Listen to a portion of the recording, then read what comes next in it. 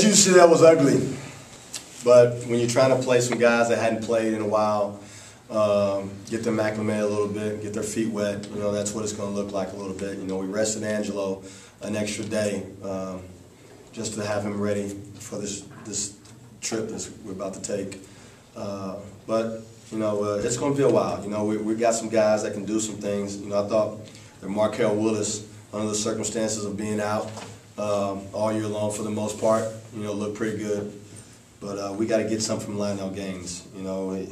Our bench has got to do better. I mean, they outscored us 47 to 34, about 13 points from a bench standpoint, and that's, we got to get something out of them. And, Corbin Collins is still trying to find himself. Marcus Fudgens is still trying to find himself. Anthony Alici is still trying to find himself. Lionel Gaines is still trying to find himself. So we're a work in progress. We still got to depend on, the guys that were here last year, and that's Billy Reeder, Kareem Story, Brent Arrington, Angelo Warner, and we're looking for that fifth guy. Karam Mashore is still banged up a little bit. I wished I could have rested him more today, but I couldn't. I gave him a little minutes. So it's going to be a little bit. I only played him for 7 minutes, so hopefully, he got a little bit. But that's what it looked like. It was an ugly game against a team that's going to give you everything. NAIA team. This is like their Super Bowl, and that's what it looked like. I'm not happy, but we got to move on and get ready for Cincinnati. Coach, Corbin mentioned that he's still trying to get his groove back. Do you feel like he's on the right track after tonight? He's getting there. He's, still making some mistakes that he shouldn't make, from a turnover standpoint, guys getting their hands on balls and, not making the right reads and stuff like that. He just needs to calm himself down a little bit. And you saw he can make shots, but, it's going to take a little time. He's new. He set out, he played only pretty much half a season as a freshman because of injury, and then he set out all last year. So he's trying to get it all back at once. So it's going to take a little bit.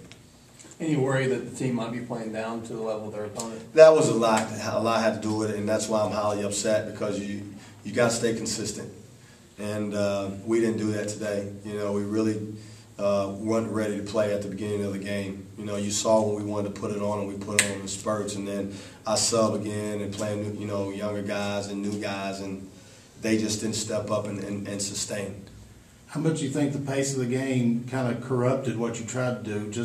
71 free throws, well, that a lot too. Of fouls. You don't want to mention that, but that's always an issue. Has that been consistently lately like here that? Early, you know what I mean? I don't want to go into all of it, but early, it's always like that, and it kills the momentum of ball games. You can't get into a groove.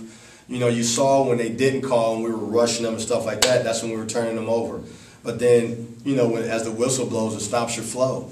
So hopefully, that's the beauty of playing against the high major teams. The whistle is not as often. They let you play a little bit more through contact. So hopefully it can continue to get better. When you guys try to go to the line, you get 9 to 10 from Markel and 11 to 12 from Kareem. You'll take that every night. Well, no doubt about it. That's what won the game tonight, to be honest with you, and kept me from having to really panic and play some guys that I didn't want to play. Going into Cincinnati, I'm sure this one's a great learning experience like St. Catherine was. Kind of see a pattern. Poor against NAIA, UNLV, you're a shot away. Poor against NAIA, here comes Cincinnati. Well, it's like that because you're playing guys that you normally wouldn't play in a game like a Cincinnati or a UNLV too. You know what I mean? You're playing, Chad Donnelly, who's just a specialty player. 21 minutes. You're trying to play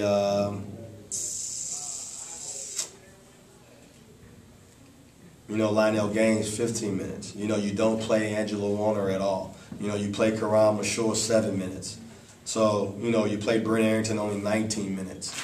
So that's what it's going to look like, for the most part. You're playing guys that's not in your normal core rotation. So from that standpoint, that's what it's going to look like. I wish it could have been, a double-figure win, 19-20, but, I didn't. I wanted to see what these guys could do, you know what I mean? And they got to continue to get better, and they know that, you know what I'm saying? So, but we need them. Our bench has got to get bigger, got to get longer. We got to get something out of Lionel Gaines. He makes our bench longer. We got to get something out of Anthony Alici. We did tonight, 13 and 7, but you know, there was still some things that he didn't do well that I didn't like. But I am happy. I am, you know, ecstatic about Markel Willis.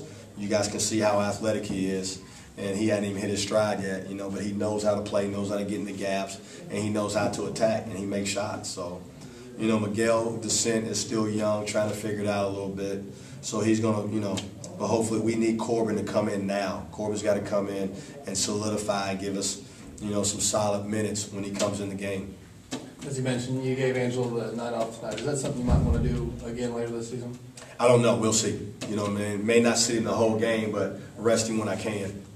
You know, last year, you know, you guys, you know, he's the rock.